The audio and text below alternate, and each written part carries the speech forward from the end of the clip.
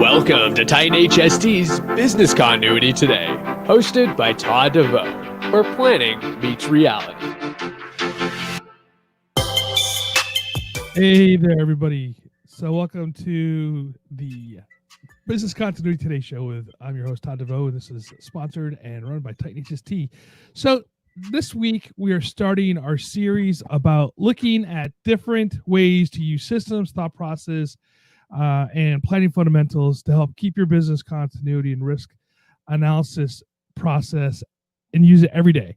And one of the issues that we see is that when something happens, people go, oh, this issue happened, and they don't pull out their binder, if you will, right? They don't use it. And, you take a look at what their plan is, and they don't do what their plan says. And that being said, sometimes during your normal business decisions, you're not using what you are using in your business continuity, in your emergency planning. You're not using that part as helping you make decisions based upon your business decisions based upon what you say you're going to do in a crisis. So we're going to discuss systems thinking and business continuities. So in this system, the best way to treat a problem is seldom where the problem appears, because the interactions of parts. I love that quote. In a system, the best way to treat a problem is seldom where the problem appears, because of the interactions of the part. That's Russell Ackoff who said that, who is an early theorist in systems thinking. So we live in a VUCA world. VUCA is an acronym coined by the military, and it is now used widely within private and public sectors. It stands for volatile, uncertain, complex, and ambiguous. So the feeling that VUCA results is from the sense that things are moving faster, things seem far more complex, and the problem that we face are more wicked. As Derek Cabrera says, he calls it a hairball of a problem. If you think about what a hairball looks like, can you find each end of that problem? And those are the problems that we're trying to solve, and that's what a VUCA world is today. So today, it is increasingly recognized that disasters are cascading. Talk about the cascading events. There are a few examples of what the systems or this network idea of disasters comes into. You can think of the Fukushima reactor meltdown that was caused by an earthquake that caused a tsunami, right? So those three disasters, although they look independent, are all completely related. Another example is the Black Swan event that Nassim Taleb has created in his book, The Black Swan, around 2010 or so. Great book if you haven't read it. And he talks about how systems and networks work together. And this network of networks is the concept of this Black Swan disasters. So like we said, the Fukushima event, or if you want to think of something even a little bit more nuanced, is the 2003 electrical grid failure that happened in the eastern United States. It started as a software bug that happened in Ohio, right, at a power plant in Ohio.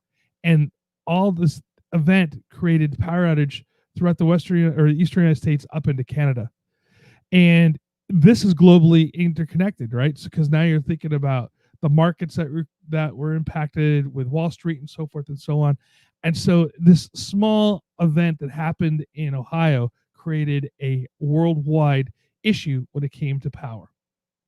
Modern disasters are increasingly complex and rapidly evolving forms of both traditional and new types of disasters, such as we talked about the technical disasters, right? And this challenges of interconnected risks and resulting cascading disasters dramatically change the scope and the severity of the impact. Something that happens to us in one part of the region of the world is now impacting the entire world. And so this higher level of uncertainty with respect to future risks requires a process of continually learning and improving your decision-making process. And so when we do this, we have to think about systems thinking now. We can't just think inside the isolation. So what is the why and the what of systems thinking? First, why is systems thinking is important, but why does it exist? So systems thinking was developed with three things. First, to filter out noise. And there's plenty of noise out there, Facebook, Twitter, Instagram, LinkedIn, information coming in all the time from all different directions, the news media. How do you filter out that noise to find out quality information to make your decisions? So the difference between information and intelligence, right, is information is everything coming in, and intelligence is actionable items. So we want to filter out the noise and create intelligence so we can make decisions.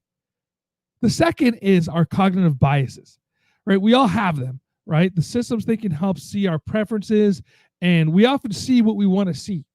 And so we need to be able to pull ourselves out of that cognitive bias to make quality decisions. And the third is reality.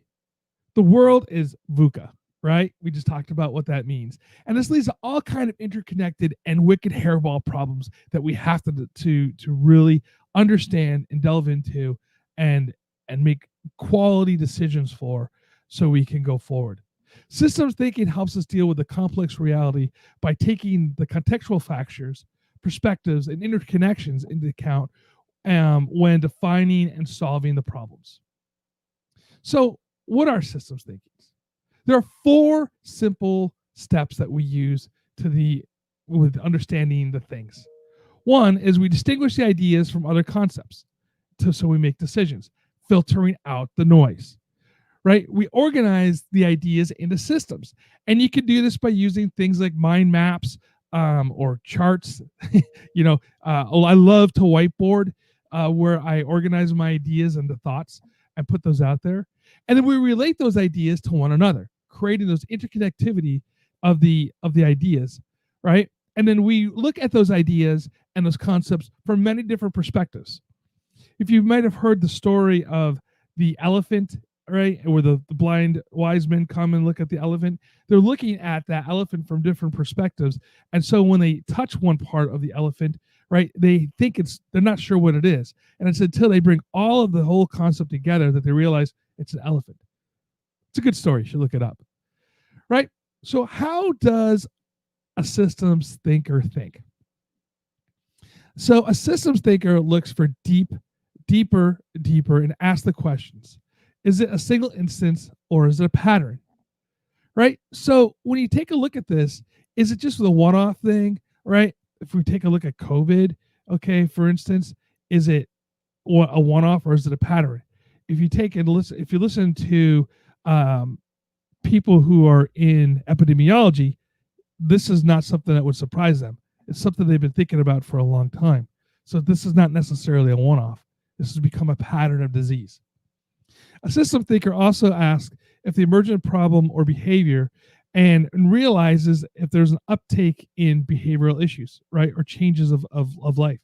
Okay, so for instance, are we having issues, say, in one part of the globe, right, behavioral issues, not necessarily like, your teenage son going out of having issues, such as like climate change, for instance, is a really good example of what that is. And the systems thinker goes deeper into identifying structures that cause that pattern. And finally, systems thinkers acknowledge that the challenge of their mental models and the view of the events differently. So they're constantly looking at their mental models and changing this. So what is a mental model? First, we need to look at the systems thinking feedback loop. And so what is a feedback loop? We talk about reinforcing and balancing. They're also called positive and negative feedbacks. We all use this, right? If you do something right, you get a reward. If you do something wrong, you get punished, right? So that's the positive and negative feedback loops. So a really good example of a feedback loop that we have here is using water vapor cycle, right, as an example. So as things heat up, greenhouse gases, global changing, we start to see more water vapor going into the air, which leads to more heating up, which leads to more water vapor going into the air, and so forth and so on. And then we start to see the fact that both poles have less snow and ice on there, which keeps our Earth cool and temperate. Right? So is the Earth warming up? It is. Is it causing itself? It goes into that negative, if you will, feedback loop of continuing. It's a vicious cycle. So climate change is now causing cascading effects that result in more stronger storms, droughts, other water issues are associated with it, and longer hurricane seasons, for instance. So that is what a good example of a feedback loop is. If you want to learn more about what we're talking about, I'm going to be doing a long form piece on this, and you can find that at thetitanhst.com in our resource section. So to start your journey to systems thinking, pick up something you're thinking about in your daily life and ask yourself the simple questions. What are the distinctions I'm trying to make when I frame this issue? What are the silent parts? What are the parts that you really don't hear? And what is the relationship among these parts that I'm not seeing?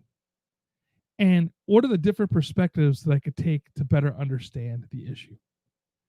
Over time, if you're applying these 4 questions over and over again to anything, you'll become, more cognizant of the structure of your own thinking, and gain more robust understanding of why issues and greater mental flexibility and concerning. And that's how you can better position yourself to address the issues. I want to thank you today for being with us, and visit titanhst.com for all your communications needs. And remember, follow us on your favorite podcast player, Facebook, YouTube, and Twitter. And join us next week. Until then, stay safe and stay hydrated.